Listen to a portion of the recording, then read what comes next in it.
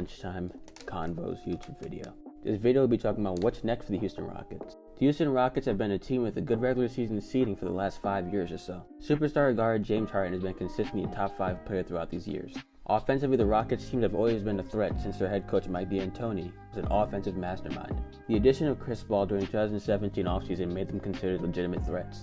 The backcourt of Paul and Harden made for one of the best backcourts we've seen in recent history. As easy as it is now to clown them or criticize the Rockets for their play recently, this was a team that was one game away from being Western Conference champions in 2018. To sum up the CP3/Harden era, they were constantly battling the Golden State Warriors. The Rockets probably would have won the NBA championship had they beaten the Golden State Warriors in 2018. The Rockets have been a three-point threat for years, with solid shooters all around and such a devastating loss to Golden State in 2018, in which the Rockets missed 27 consecutive three-pointers, seemed completely unpredictable. The odds of that happening? An absurd 1 in 72,000. 2019 saw people gain more confidence in a trailblazing Houston team since star Kevin Durant had dealt with nagging injuries throughout the playoffs of the Golden State Warriors. The Rockets taking the Warriors to 7 games last year should mean that they can beat them, right? Unfortunately for Houston, they lost in 6 games this time. Throughout the 2019 offseason, reports arose about where stars Chris Paul and Harden's relationship stood. We heard about conflict happening in locker rooms, and they would start to lose the much-needed chemistry. The NBA world was stunned when we saw a superstar point guard trade, including Chris Paul for Russell Westbrook from the Oklahoma City Thunder. Westbrook and Harden are close friends that play together in Oklahoma, so building chemistry wasn't really an issue. At the 2020 NBA trade deadline, we saw the Rockets prove their commitment to this small ball style of basketball when they traded center Clint Capella to the Atlanta Hawks. The Rockets' new starting center was a 6'5" gritty PJ Tucker. The debut of this small ball lineup saw them beat the Los Angeles Lakers, which of course had basketball heads all around the world would debate whether this style of basketball could work. When the playoffs started, the Rockets were going into the series with an injury to Russell Westbrook. Luckily, Harden was able to carry the squad past the Oklahoma City Thunder. The Rockets would go on to lose against the eventual champions Los Angeles Lakers in a 5-game series. Personally, I felt Houston could beat any team they wanted to, but I also felt that it was obvious that they could not. I don't know if you understand what that means, but that meant that on any given night, the Houston Rockets could be the best team on the court. But for them also, on any given night, they could be the worst team on the court. Just overall inconsistency by this team. Fast forward to today, Russell Westbrook has asked for a trade out of Houston, simply because he has no confidence in the future of this team. James Harden still remains a Rockets loyalist. On paper, this backcourt should be one of the greatest ever, considering both Westbrook and Harden had very memorable MVP seasons within the last 4 years. If the Brody gets traded, you may never know how good this team can truly be. We know Houston's in a pretty sticky situation, so here are some solutions. They're stuck with 2 aging stars with massive contracts and almost no young talent draft picks. Westbrook is making an average of $43 million a year until 2023, and Harden is making the same amount until 2023. They're paying the horrendously underachieving Eric Gordon $18 million a year until 2024. This team has a very dark future. Both Westbrook and Harden are on the decline due to age, both being 31. Westbrook will only continue to become even more inefficient and detrimental as he gets older and loses that out of the world athleticism that helped him win league MVP. And Harden's playstyle has been proven to fail in the playoffs. The late Kobe Bryant had this to say about Harden's playstyle, quote, "I'm not a fan of it.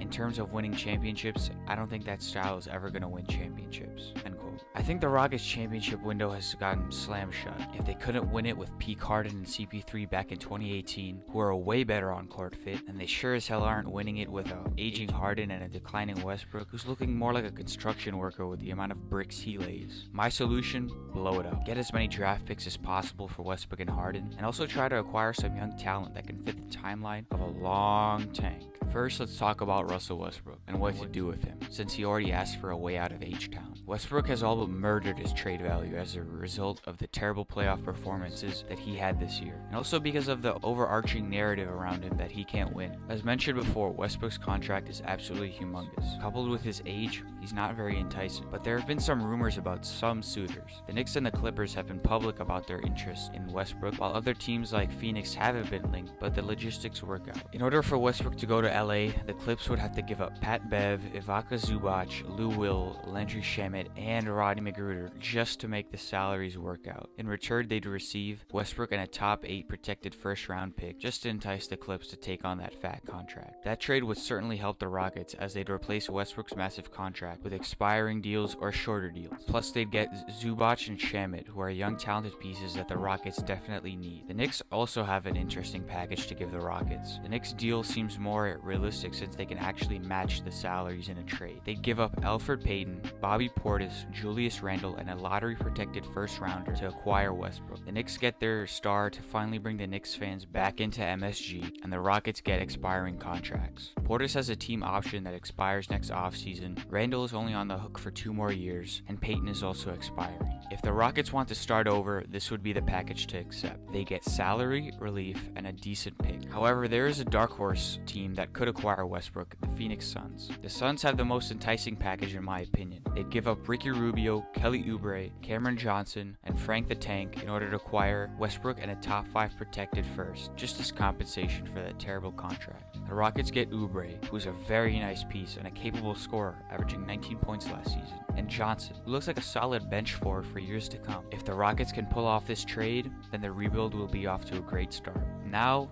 let's talk about Harden. Harden is the league's premier scorer. His step back is unstoppable, but honestly really repetitive and annoying as a fan. Harden also has a massive contract, but he'll be much easier to trade since he's always a top 5 MVP candidate. The Sixers have been linked to the Rockets in a potential Harden trade, and they become even more intriguing team for Harden considering the Sixers hired Daryl Morey. The Sixers would have to give up Ben Simmons, Josh Richardson, Matisse Thybulle, and 2 top 3 protected picks in order to receive the perennial MVP candidate. The Rockets get Simmons, one of the league's best floor generals, Richardson, a capable starting wing, Thybulle, one of the league's most promising young defenders, and 2 firsts. The 76ers get their offensive superstar who can coexist with Joel Embiid since Harden is a lethal 3-point shooter. It's a win-win. Philly finally has a real shot to win a title, and Houston makes their rebuild a little easier. It's also rumored that Harden has the Heat on his short list of potential trade partners, but I don't think the Miami Heat would realistically do that. They wouldn't give up all their homegrown talent in Bam Adebayo and Tyler Hero, and give up that coveted culture that Pat Riley has procured in order to bring in an aging Harden whose strengths conflict with Jimmy Butler's. Also, Harden's $40 million a year contract would prevent Miami from acquiring Giannis Antetokounmpo in 2021 free agency, which is something Pat Riley has been publicly vocal about. Harden is also kind of hard to trade, not because he's bad, but because a player of his magnitude would require an arm and a leg to get. That's why it's so rare to see an MVP in his prime get traded, because not many teams have the assets to trade for him. But if the Rockets can get this deal done with the Sixers, they'll be a lot closer to the bright future than if they just kept him in Westbrook.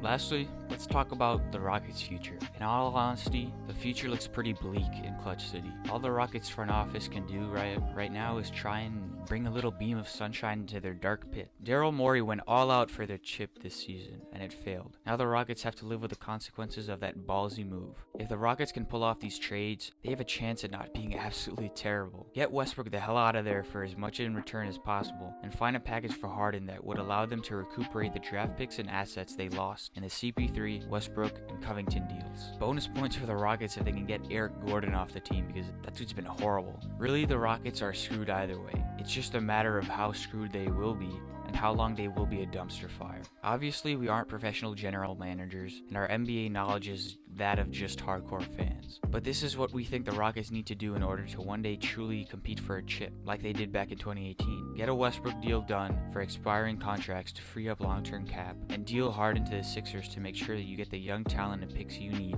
to successfully be in a rebuild. It seems simple on paper, but it's really not. Sometimes I think fans like to idealize that they know what's best for each franchise, and they get so mad when the team doesn't do the obvious thing they created in their head. You have to realize this is real life, not my GM. You have to factor in so many things, because the NBA is a business at heart. The goal is to make money, and you can't make money if you're a perennial dumpster fire. This is what we think the Rockets should do, but there's a chance that none of this happens. Rockets fans, it's okay.